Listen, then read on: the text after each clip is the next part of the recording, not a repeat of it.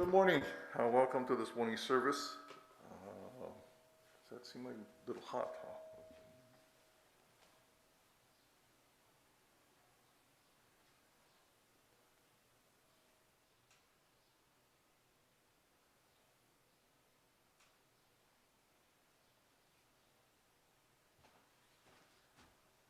Hopefully that's better. Yeah? Okay. Good morning. Welcome to this morning service. We'll begin with Sambujo and Juseige. Sambujo invites and welcomes the Buddhas to be present. The Buddha, Shakyamuni Buddha, Buddhas of the 10 directions. The Buddha, of course, is central to us in Jodo Shinshu. It's the Buddha who, as a Bodhisattva, Dharmakara, vows to provide for the enlightenment of all beings, and fulfilling that vow becomes the Buddha Amida. It's because of that vow that we are all able to, as we are, become Buddhas ourselves, resolve the difficulties that we experience. So, Amida Buddha, Shakyamuni Buddha, the teachings of Shakyamuni Buddha introduce us to these ideas. These many schools of Buddhism come from Shakyamuni Buddha's experience. And then the Buddhas of the 10 directions, Buddhas everywhere. So we'll begin with the reading of Sambujo, followed by the reading of Juseige.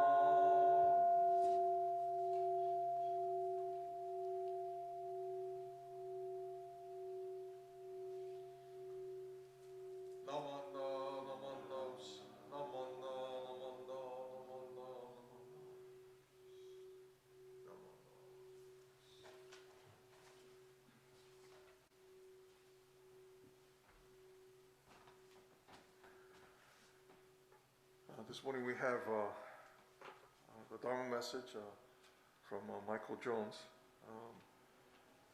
Please listen carefully to his message. Thank you. お願いします。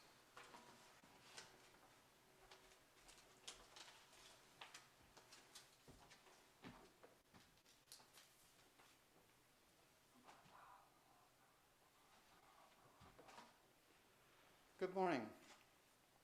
Please join me first for Golden Chain. I am a link in Amita's golden chain of love that stretches around the world. I will keep my link bright and strong.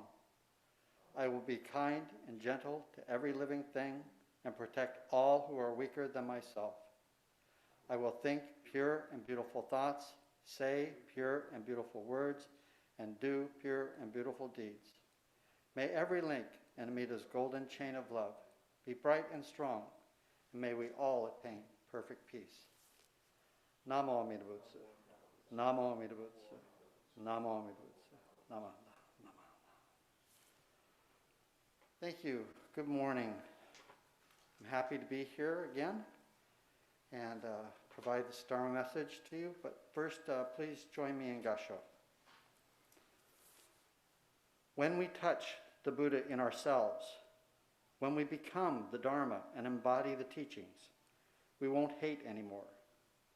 We will no longer consider ourselves victims. We're happy because we no longer have enemies. We see people who suffer, and we would like to help them, not punish them. This kind of aspiration can be born in everyone, and when it is born in us, we don't suffer anymore. Our lives will be transformed, and we will transform the lives of others. This is what I call the living Dharma. Namo Amida Butsu. Namo Amida Butsu. Namo Amida Butsu. Well, hopefully you all had a great Halloween and had some fun with whatever style of trick-or-treating that you were able to do this year. And you're all getting ready for the Thanksgiving holiday coming up, when hopefully you can be together with your family and friends and so on. I know that many of you have gone back to school and you're now going into classrooms once again. And I'm sure it's fun to be with your friends again and be able to play with them at recess and talk to them in the hallways during lunch. But as you get back to school and get back to your friends, you're also getting back to the world where people tend to get together in small groups during recess or at lunch. And while we're one group in a class when you were on Zoom from home attending classes, now that you're back in person, everyone gets to choose who they want to be around and who they don't want to be around. Whether you call them groups, close friends, clubs, we often call them cliques. Some of you may not know that term, what a clique is, so let me explain. The dictionary defines clique as a small, exclusive group of people. Note that very important word, exclusive. That comes from the verb to exclude. When you exclude something, you leave it out. So a clique is a small group. Small because they leave out those who they don't want to be around. What this means is that the small group of friends is small because they have decided to keep everyone else out. Cliques, like any group, come together for a reason. There are groups that get together because they're all interested in the same things. Book clubs, Girl Scouts, Boy Scouts, bicycle clubs, chess clubs. Here at the Betsuin, we have the Young Buddhist Association, the Adult Buddhist Association, and the Buddhist Women's Association. These are groups that have multiple purposes.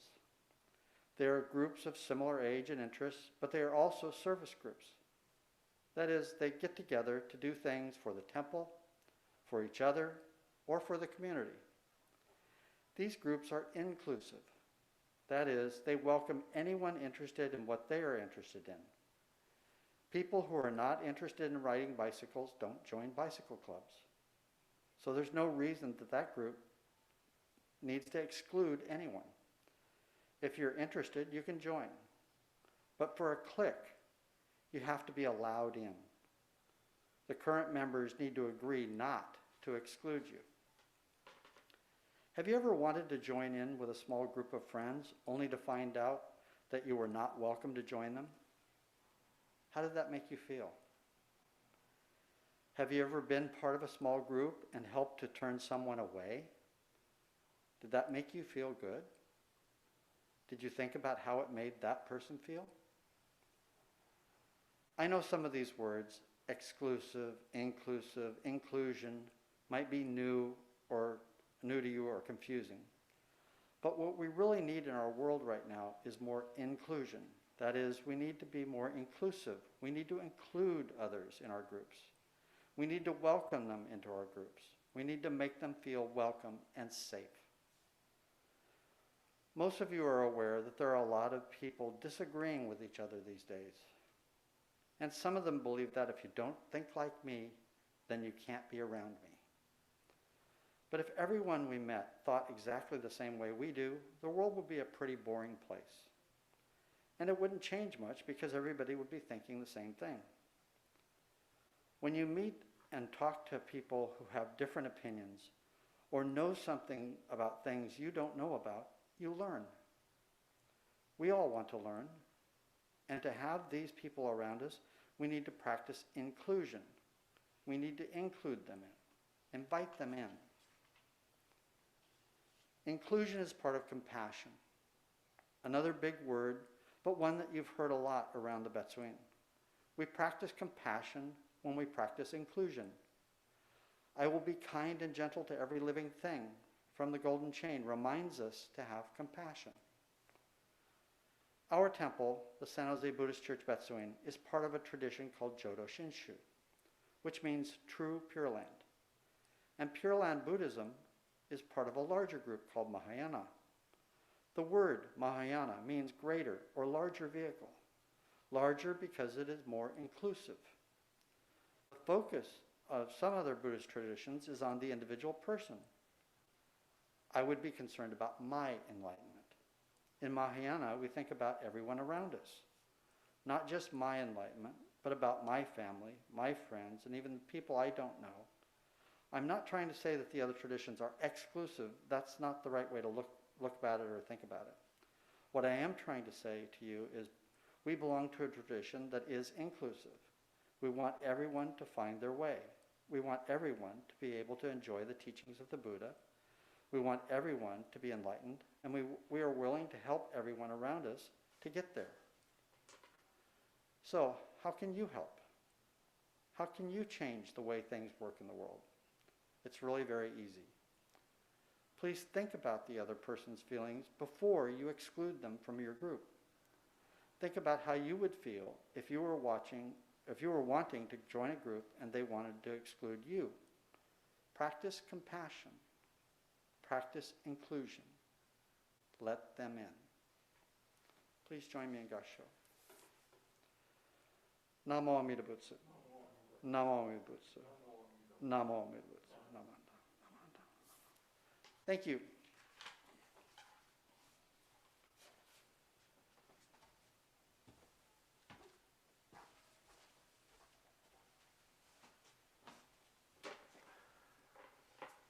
Thank you, Michael, for a very timely message. We are indeed in a time in which there are so many differences that we kind of don't hear each other anymore. And we need to make that effort to be more inclusive, to think about how others may be experiencing the world, that empathy that we might be able to have as a part of how we interact with the world around us. But again, thank you very much for that message this morning. As we conclude, will you please join in Gassho and then Butsu. Namo Amida Butsu. Namo Amida Butsu. Namo Amida Butsu. Namo Amida Butsu. Thank you very much, everyone. Please remember next week, no Dharma school, but we will have a 9:30 service and a 10:10 service next week. But no Dharma school. I'm sure your teachers will remind you in class. But on December the 5th, the following week, is our Bodhi Day service. And so please join us for that. Reverend Michael Endo is our speaker for that morning. So please join us for December the 5th, our Bodhi Day service. Stay safe. Have a great Thanksgiving. We'll see you all next time. Thank you.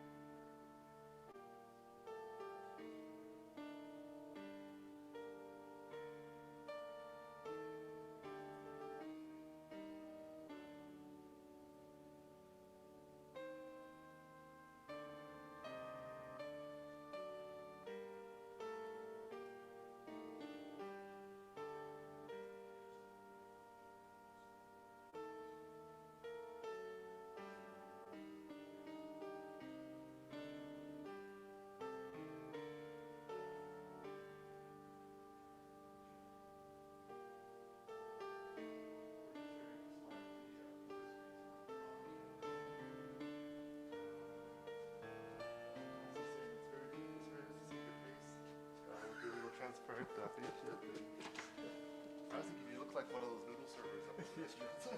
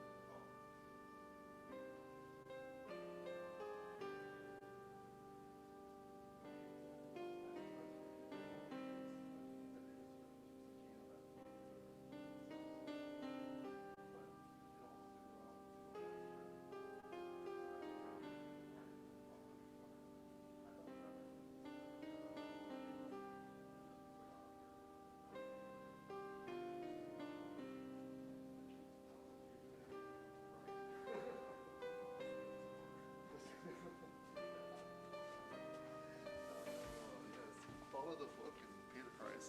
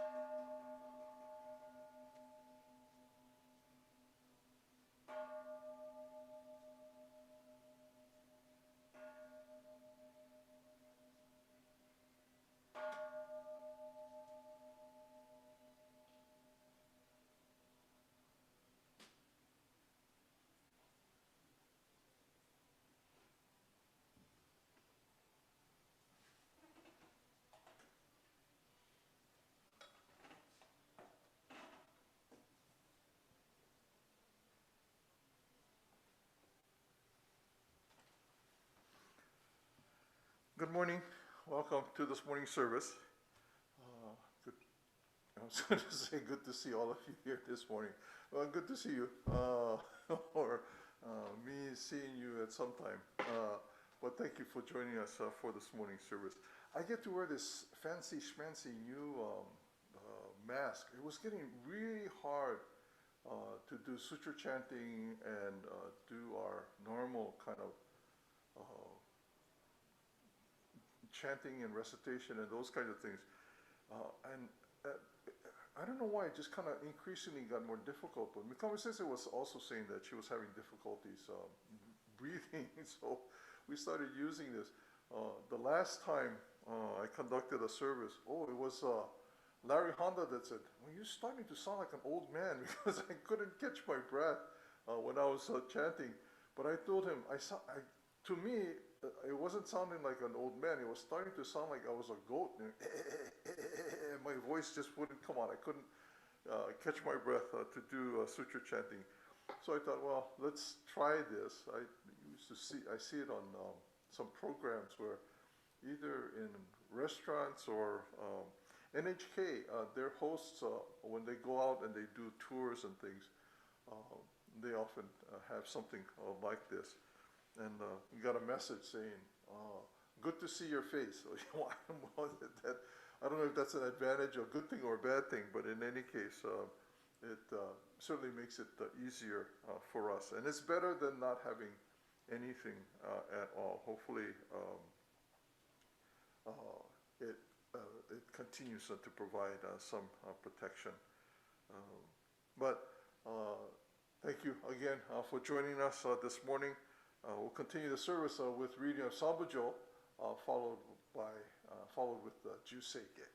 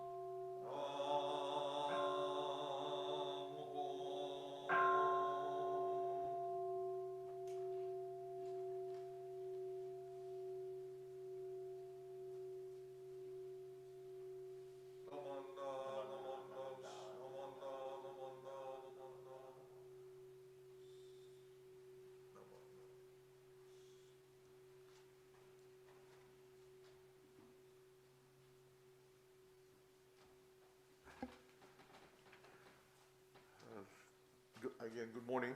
This morning's Dharma message will be given by Dennis Akizuki. お願いします。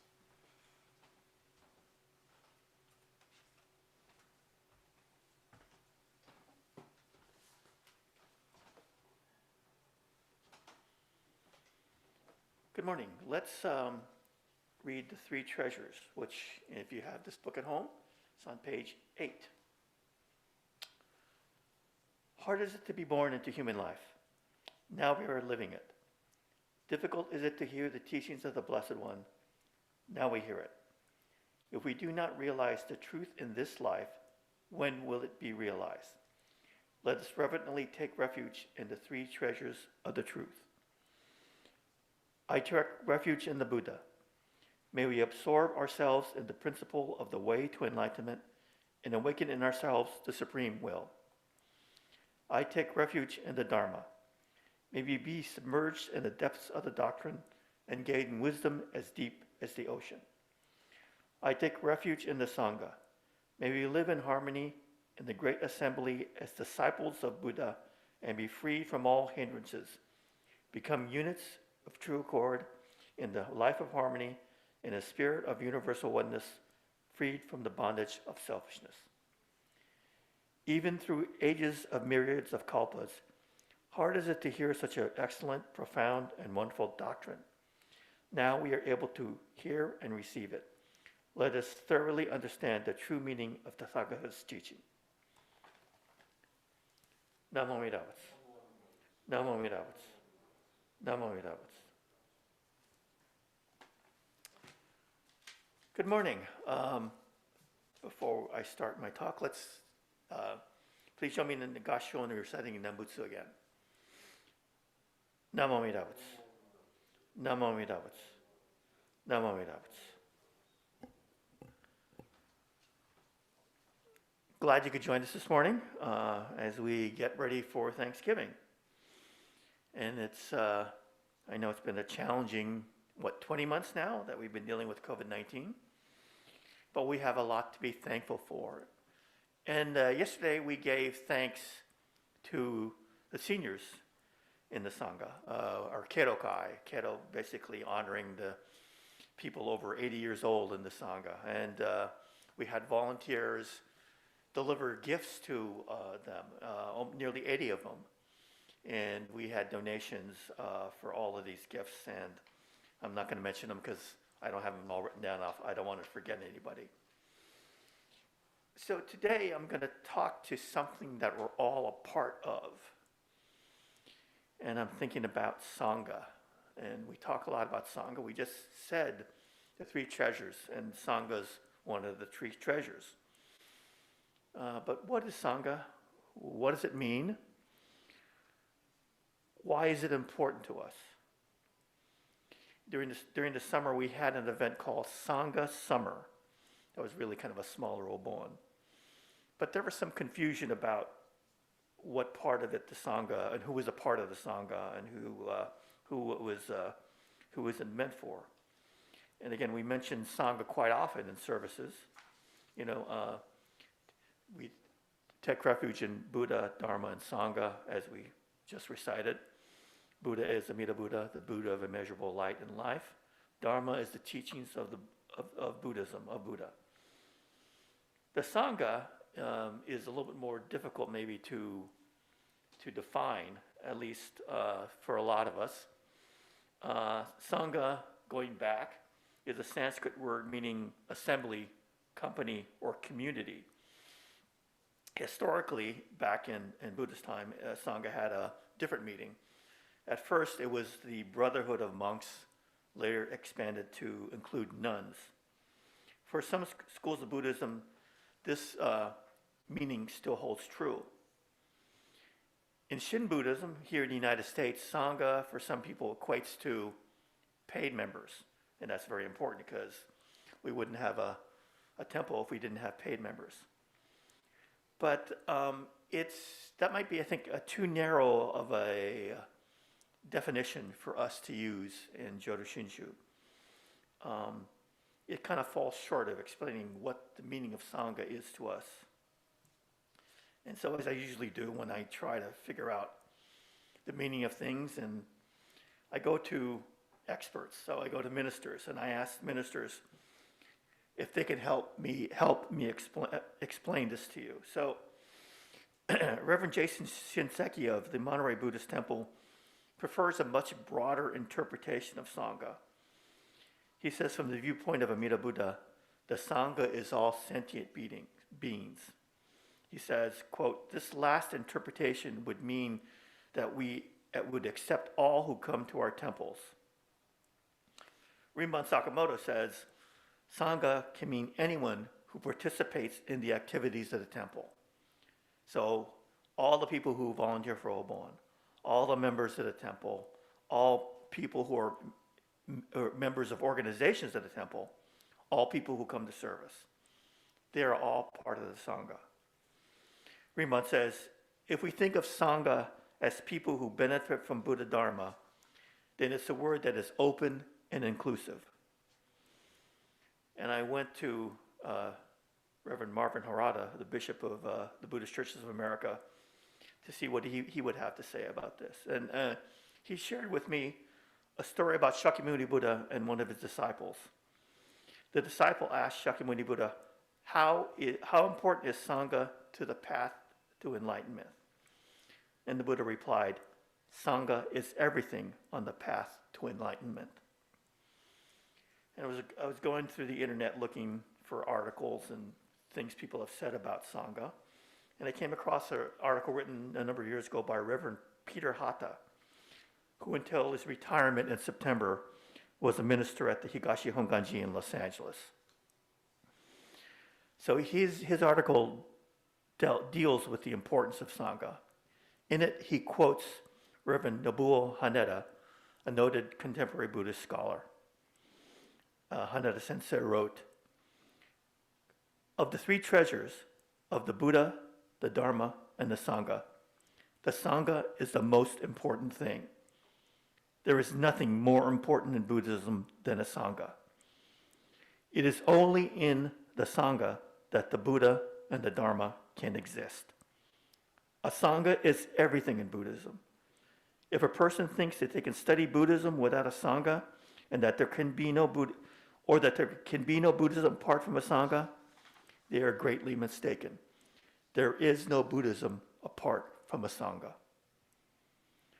Sangha, according to Reverend Haneda, is not the means to a goal, the goal being enlightenment. It is the goal. Bishop Harada says, the greatest thing we can offer the newcomer is not just our teachings, but it is our Sanghas. He explains there are many people who are so-called nightstand Buddhists. They get this term from, they read a lot of books about Buddhism and they stick them on their nightstands. But they aren't part of a Sangha. They may never come to a temple. They may never really interact with a group of people like we do here when we have in-person services.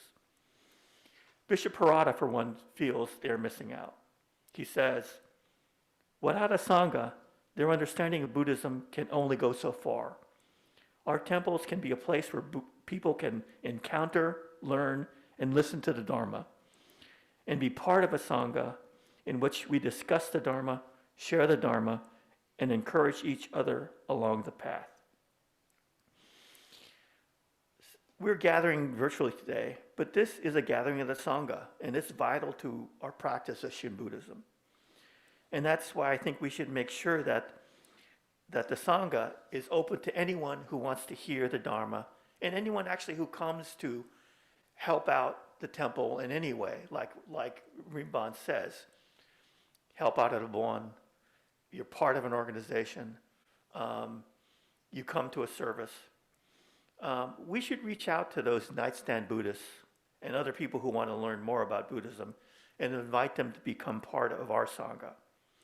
It's where they can hear the teachings of the Buddha and see them in action. Here in our Sangha, they can also find comfort, acceptance, and friendships.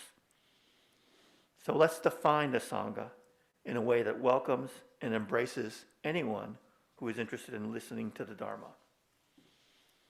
Please join me in Gassho. Namo Minaps. Namo Amida Butsu. Namo Amida Butsu. Thank you very much for listening, and happy Thanksgiving, and we'll see you soon.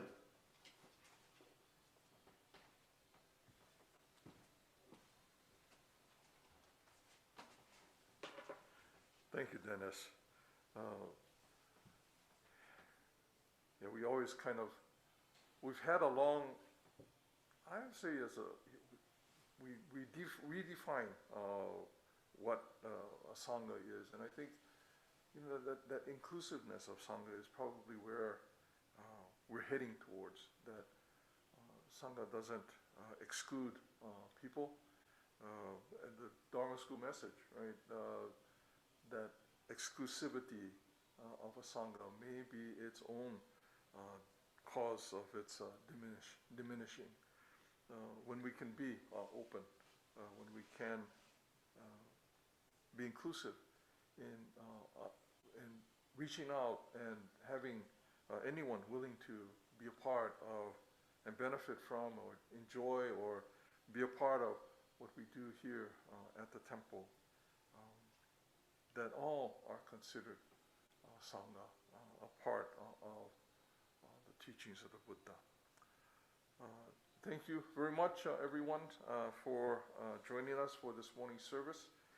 Next week is we'll have 9:30 and 10:10 service. There's no Dharma school, but we will have regular services next week. The following week is Bodhi Day, December the 5th. Our speaker for that Bodhi Day service will be Reverend Michael Endo. So please be sure to join us for the Bodhi Day service. Thank you very much, Dennis, for this morning's message for our 10:10 service, and Michael Jones for the 9:30 Dharma school service. Both messages, wonderful things to think about, and ways of not just thinking about how we engage the world, but actually employing our effort to include everyone in the Dharma. Again, thank you very much, everyone. As we close, will you please join in Gassho and then Betsuin. Namo Amida Butsu. Namo Amida Butsu. Namo Amida Butsu. Namo Amida Butsu. Thank you, everybody. See you next time.